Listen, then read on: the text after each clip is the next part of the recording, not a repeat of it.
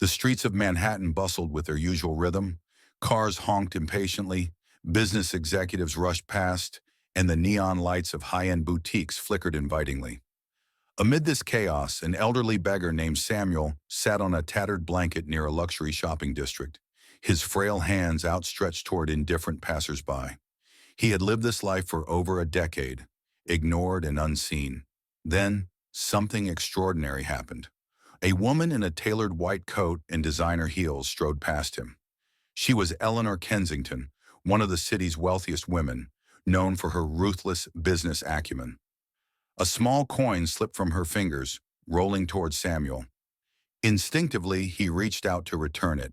Eleanor recoiled in disgust.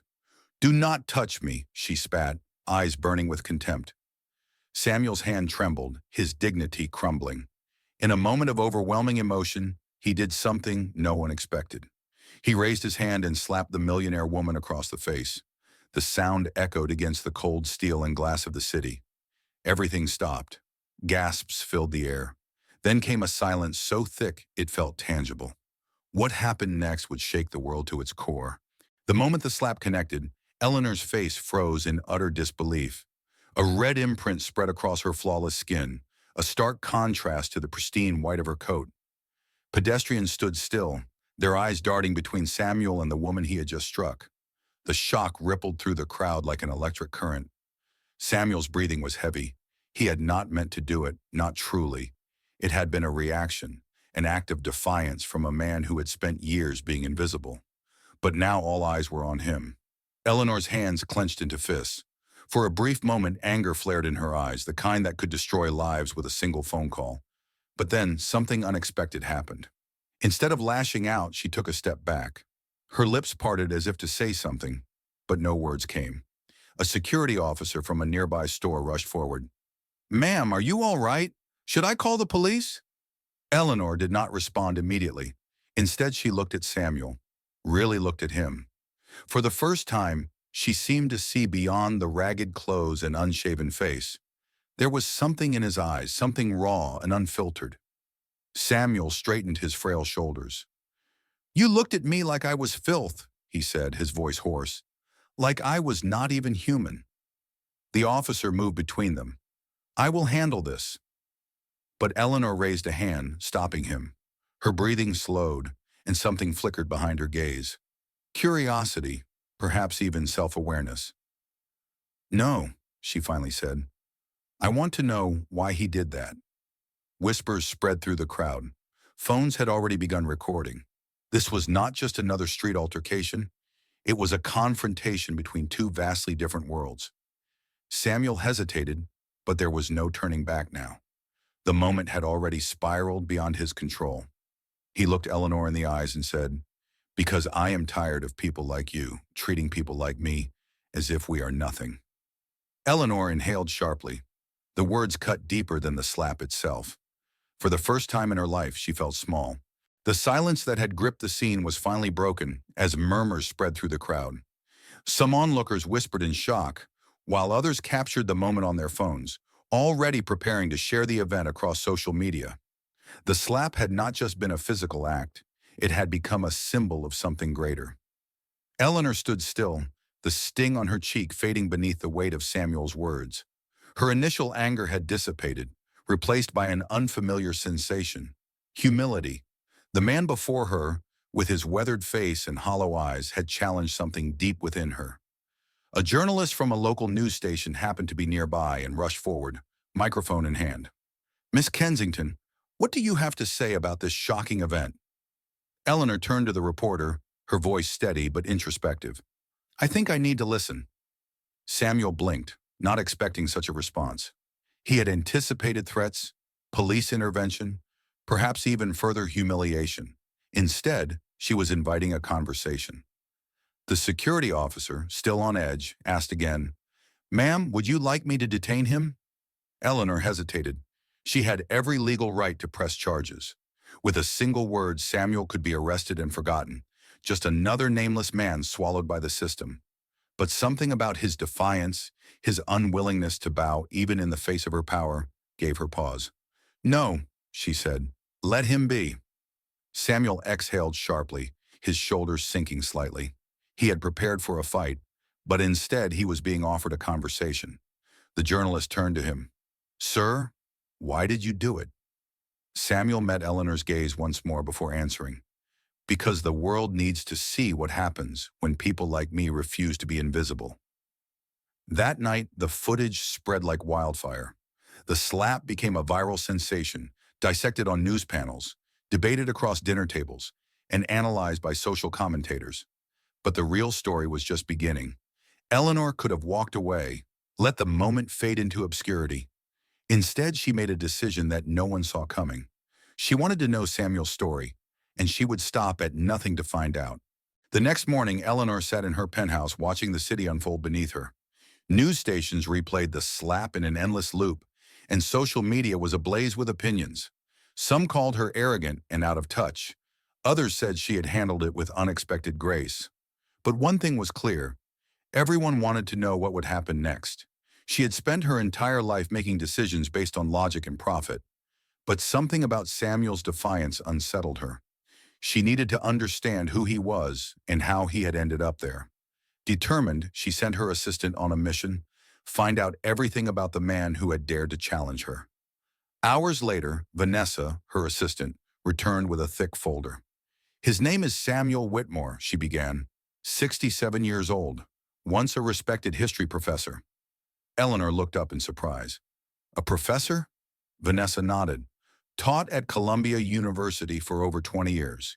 He was well respected, known for his deep knowledge of history and philosophy. But something happened. A scandal, maybe. He lost his job, then his home, and eventually ended up on the streets." Eleanor's fingers tightened around the folder. She had expected to find a man who had simply fallen through the cracks of society, another nameless face in the crowd. But this was different. He had once been someone of significance. "What kind of scandal?" she asked. Vanessa hesitated. "There were allegations, but nothing ever proven. His wife left him around the same time. It all spiraled downhill after that." Eleanor closed the folder. She knew what she had to do. She needed to speak to Samuel again. Later that evening, Eleanor's sleek black town car pulled up to the same street where the slap had occurred. This time, she stepped out alone. The cold wind bit at her skin, but she barely noticed. Samuel was there, sitting on his tattered blanket, as if the previous day's events had never happened. But as she approached, he looked up, his gaze filled with wariness. "I did not expect to see you again," he said. Eleanor took a deep breath. "I want to know your story." Samuel let out a dry chuckle. "Why? So you can feel better about yourself? Turn me into some kind of charity project?" "No," Eleanor said firmly, "because I need to understand." Samuel studied her for a long moment before finally speaking. "Buy me a coffee," he said, "and I will tell you everything." For the first time in years, Samuel Whitmore was no longer invisible. Eleanor and Samuel sat in a quiet cafe, far removed from the chaos of the streets. The warm air carried the scent of freshly brewed coffee, a stark contrast to the cold reality Samuel had endured for years. He wrapped his fingers around the steaming cup, as if savoring the simple pleasure of warmth. Eleanor, seated across from him, watched intently. "You were a professor at Columbia," she said, breaking the silence. "What happened?" Samuel chuckled, though there was no humor in it. He took a slow sip before speaking. "I was not always the man you see today. I had a life, a home, a family." His eyes darkened as memories resurfaced. "I taught history, not just dates and events, but the way power shapes people, the way the oppressed rise, the way the mighty fall." He met Eleanor's gaze. "Fitting, is it not?" Eleanor leaned forward, intrigued. "And then," Samuel exhaled sharply, "one mistake, that is all it takes to lose everything."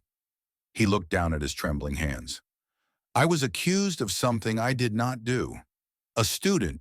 She claimed I had taken advantage of my position. The school conducted an internal investigation. No real evidence, no trial. But in the court of public opinion, I was already guilty." Eleanor frowned. "So they fired you?" "They did worse. They erased me." Samuel's voice grew bitter. "No university would touch me after that. My reputation was destroyed. My wife, she believed the rumors. Took our daughter and left. In a matter of months, my entire world collapsed. A heavy silence settled between them. Eleanor had built her empire on ruthless efficiency, but she had never considered what it meant to lose everything in an instant. "Did you fight back?" she asked. "At first." Samuel nodded. "Hired a lawyer. Spent every last penny I had trying to clear my name. But the truth did not matter. The damage was done." Eleanor looked at him, truly looked at him, and for the first time she did not see a beggar. She saw a man who had been abandoned by a world that once respected him. "Why did you not tell your story?" she asked. Samuel chuckled again, shaking his head. "Who would listen?" Eleanor's mind raced. The world had already heard the slap, but what if they heard the truth? "What if I gave you a platform?" she said suddenly. Samuel raised an eyebrow. "What are you talking about?" "I have resources, influence.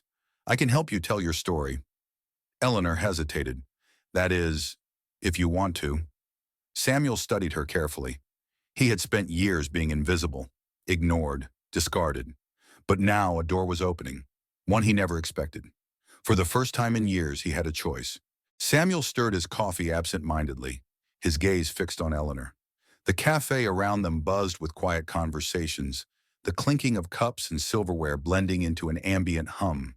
But in this moment, it felt as if they were the only two people in the world. "You want to help me?" Samuel finally said, his voice tinged with skepticism. "Why?" Eleanor met his gaze without flinching. "Because I believe your story deserves to be heard." Samuel chuckled, shaking his head. "You, a millionaire businesswoman, suddenly want to become my savior? Forgive me if I find that hard to believe." Eleanor sighed. "I am not offering salvation. I am offering an opportunity. You have spent years being invisible. Now the world is watching. This is your chance to reclaim your name." Samuel leaned back in his chair, considering her words. He had dreamed of this moment, of proving that he had not been the monster people painted him to be. But he also knew that power came with a price. "What do you want in return?" he asked. Eleanor hesitated, then admitted, "The truth." Samuel smirked. "You think I am lying?" "I think you are holding something back," Eleanor said plainly. "I want to know everything. The scandal, the downfall, the life you had before. If I am going to help you, I need the full story." Samuel exhaled, rubbing his temples. "And if I refuse?" Eleanor shrugged. "Then you go back to being a forgotten man on the streets." The weight of her words settled between them. Samuel had fought for so long, but he was tired. Tired of being overlooked. Tired of people assuming they knew his story. He looked at Eleanor, this woman of wealth and power, the same woman he had slapped only a day ago. And yet she was offering him something no one else had, a chance. Finally he nodded. "All right, Miss Kensington, I will tell you everything." A slow smile spread across Eleanor's lips. "Good. Then let us begin." Little did they know, their alliance would set off a chain of events that neither of them could have predicted. The next day, Eleanor arranged for Samuel to meet her at her private office, an opulent space on the top floor of Kensington Enterprises. Floor-to-ceiling windows framed the New York skyline, but Samuel barely noticed. He stood near the entrance, shifting uncomfortably. He did not belong here. Eleanor sat behind her polished mahogany desk, watching him carefully. She had made a career out of understanding people, the way they moved, the way they hesitated. Samuel's body language spoke volumes. "Sit," she instructed. Samuel hesitated before lowering himself into the leather chair across from her. He glanced at the modern art on the walls, the meticulously arranged bookshelves. Everything about this place screamed power. Eleanor leaned forward, her hands clasped together. "Let us start at the beginning. Tell me about your life before everything fell apart." Samuel exhaled, running a hand through his graying hair. "I was a professor at Columbia. I taught history for 22 years. I had a wife, Margaret, and a daughter, Olivia. They were my world." Eleanor noticed the way his voice softened when he spoke of them. "And then?" Samuel's expression darkened. "Then, it all went to hell." He leaned back in his chair, eyes distant. "It started with a student, Claire Atwood. She was bright, ambitious. She reminded me of myself when I was younger, hungry for knowledge. She would stay after class to discuss history, philosophy. I thought nothing of it. Eleanor listened intently. Then one day, she accused me of inappropriate conduct, Samuel continued. His voice was flat, detached. It was a lie, but once the accusation was made, the truth did not matter. The university suspended me immediately. An internal investigation was conducted, but the damage was already done. Colleagues who had once respected me kept their distance. Students whispered in the halls. Eleanor frowned. Was there any evidence? None, Samuel said bitterly. No messages, no witnesses, just her word against mine. Eleanor tapped her nails against the desk. Why would she lie? Samuel exhaled. At first I thought she was just mistaken, but then I realized the truth. She wanted to get ahead. A scandal like this would put her name in the spotlight. She went on to publish a book, became an advocate for women's rights. He laughed dryly. And I? I lost everything. Eleanor studied him carefully. She had built her life on facts, not emotions. Something about his story felt unfinished. Your wife, she said. You said she left you. Samuel's jaw tightened. She believed Claire. Eleanor saw the pain in his eyes. Betrayal. Years old, still fresh. And your daughter? Samuel swallowed hard. I have not seen Olivia in over a decade. The room fell silent. Eleanor leaned back in her chair, processing everything. I want to investigate, she said suddenly. Samuel raised an eyebrow. Investigate what? Your case, Eleanor said. Something does not add up. If you are telling the truth, there has to be more to this. And I intend to find out what. Samuel stared at her, unsure whether to be grateful or terrified. Because once the past was unearthed, there would be no turning back. Eleanor wasted no time. The moment Samuel left her office, she called Vanessa, her assistant, and gave a single order. Find everything you can on Claire Atwood. Vanessa, ever efficient, returned hours later with a neatly compiled file. Eleanor sat at her desk, flipping through the pages with sharp eyes. Claire Atwood had built quite a career after Samuel's scandal. Her book, The Price of Silence, had become a bestseller. She had been interviewed on national television, praised for her courage in speaking out. Now she was a professor herself, at Harvard no less. Eleanor narrowed her eyes. Something did not feel right. She picked up her phone and dialed an old contact, Daniel Hayes, an investigative journalist she had worked with before. Eleanor Kensington, Daniel answered smoothly. To what do I owe the pleasure? I need information, Eleanor said. On Claire Atwood. Everything. Background, connections, past accusations, anything that does not fit. Daniel chuckled. Going after a professor now? That is new. Just do it, Eleanor said. Give me a few days, he replied. I will get back to you. She hung up and leaned back in her chair. If Claire had lied, there would be cracks in her story. Eleanor intended to find them. Meanwhile, Samuel sat on a park bench, lost in thought. He could hardly believe what was happening. For years, he had resigned himself to the idea that no one would ever care about his side of the story. Now, Eleanor Kensington, of all people, was digging into his past. But was that a good thing? A part of him feared what she might uncover. Even though he had not done what Claire accused him of, there were still secrets, things he had never spoken of. Suddenly, a voice pulled him from his thoughts. Well, well, look who it is. Samuel turned sharply, his breath catching. A man stood before him, tall, broad-shouldered, with graying hair and a smirk that made Samuel's stomach twist. Robert, Samuel said, barely above a whisper. Robert Langley, an old colleague. No, an old enemy. I heard you were causing a bit of a stir, Robert said, shoving his hands into his pockets. Thought you had finally faded into obscurity. Samuel clenched his fists. What do you want? Robert smirked. To give you a warning. Stop digging. Samuel felt the chill creep down his spine. What are you talking about? Robert stepped closer, lowering his voice. The past is best left buried, Samuel. People like Eleanor Kensington, they do not care about you. They care about stories. And when they are done with you, they will leave you with nothing. Samuel swallowed hard. Are you threatening me? Robert chuckled. No, old friend. I am advising you." With that, he turned and walked away, leaving Samuel staring after him, his heart pounding. For the first time, he wondered, had he made a mistake in trusting Eleanor? Because if Robert Langley was getting involved, things were about to get dangerous. Eleanor's office was dimly lit, the only source of illumination being the skyline glowing outside her massive windows. She sat at her desk, fingers drumming against the polished wood as she waited for Daniel Hayes to call. The past few days had felt like an unraveling mystery, one thread leading to another, each revealing more than she had anticipated. Samuel's story was compelling, but something still felt off. Finally, her phone buzzed.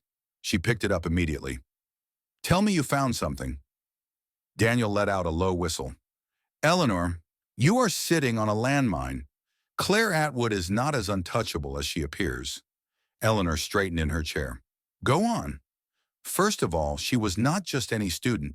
She was the daughter of James Atwood, the billionaire real estate mogul. You know, the same James Atwood who donated millions to Columbia University right after Samuel was fired."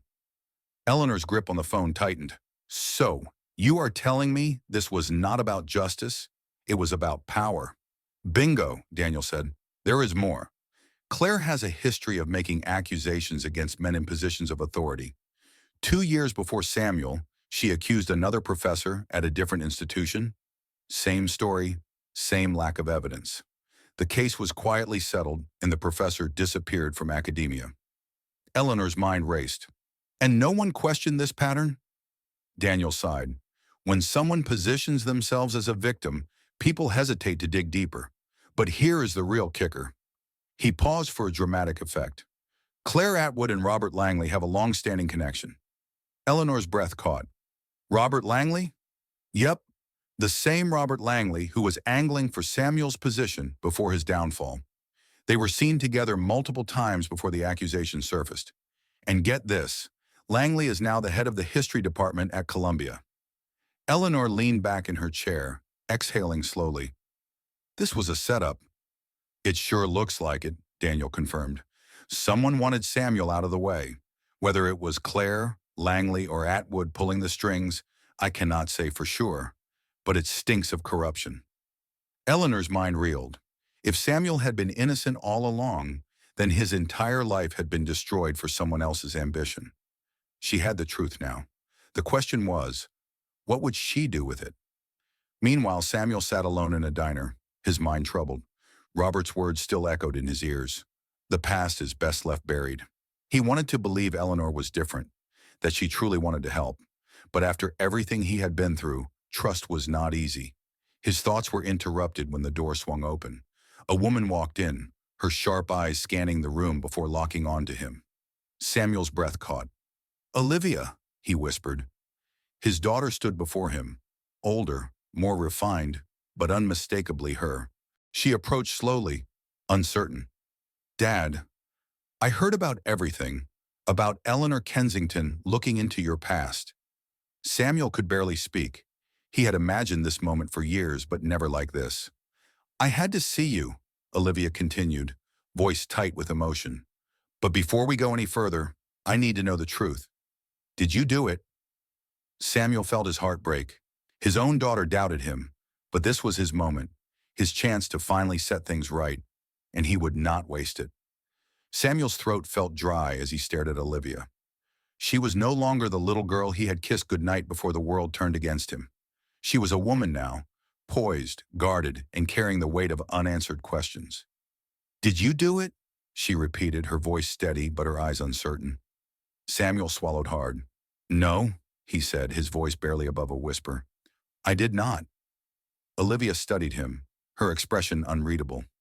"Then why did you never fight back? Why did you disappear?" Samuel sighed, rubbing a hand across his face. "I tried, Olivia. I spent every dollar I had on lawyers. I shouted my innocence to anyone who would listen, but no one cared. The world loves a scandal more than the truth." She crossed her arms. "Mom believed Claire. Do you blame her?" Samuel flinched at the mention of his ex-wife. "Your mother was scared. She thought protecting you meant cutting me out. I do not hate her for that, but it does not mean she was right."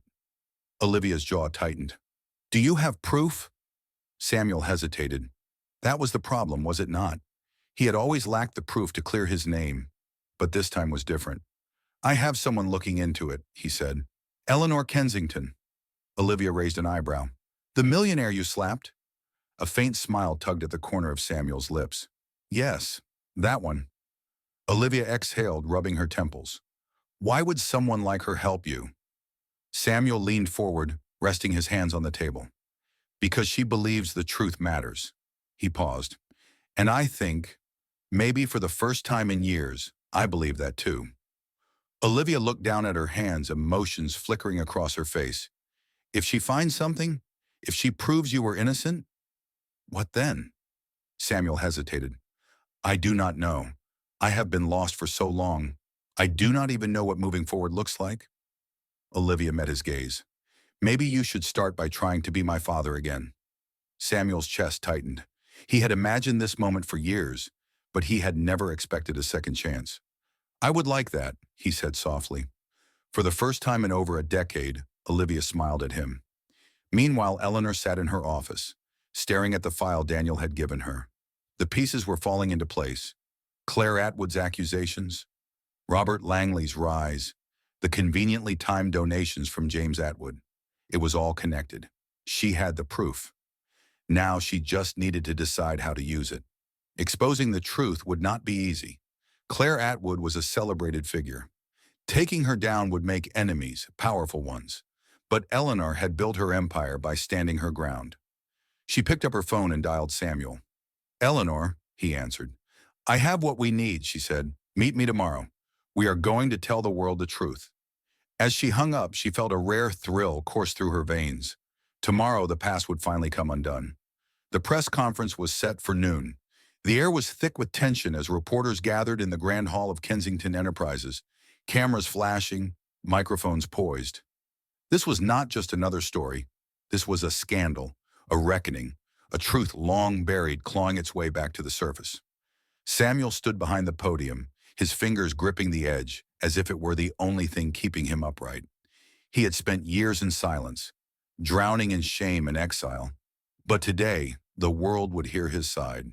Eleanor stood beside him, radiating the composed authority that had made her one of the most powerful women in the country.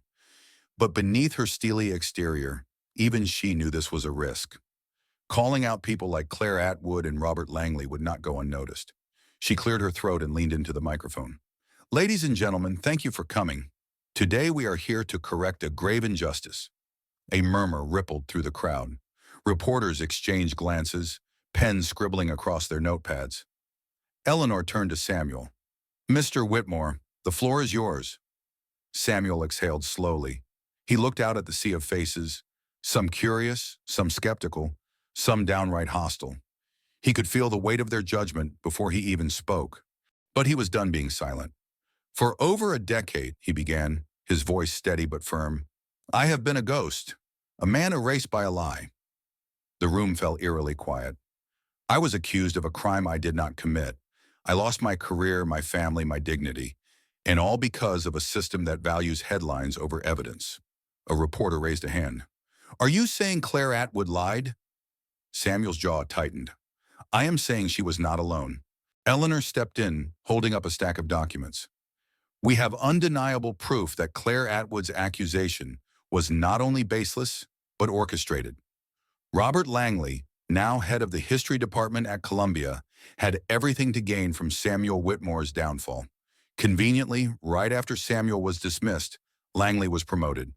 Gas echoed through the hall. Cameras flashed in rapid succession.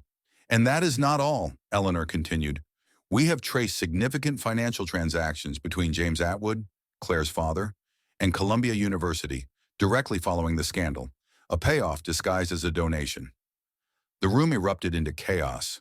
Reporters fired questions all at once. Are you saying this was a setup? Why would Claire Atwood do this? Where is she now? Eleanor raised a hand, silencing the room. We are not here to speculate on Claire Atwood's motivations. We are here to present the truth. The documents are being released to the public, and a legal team is already in motion. Samuel felt his legs weaken. He had dreamed of this moment, but now that it was happening, it felt surreal. The truth was no longer just his burden. It was out there, exposed to the world. A reporter turned back to Samuel. "Mr. Whitmore, what do you plan to do now?" Samuel hesitated. What did come next? Revenge? Redemption? He glanced at the side of the room where Olivia stood watching. "I plan to rebuild my life," he said finally, "to prove that no one should be condemned without evidence, and most importantly, to be a father again." Olivia smiled, tears brimming in her eyes. Eleanor nodded, satisfied. The past had finally been unearthed, and this time, the truth had won. The days that followed the press conference were nothing short of a media storm. News outlets ran the story relentlessly.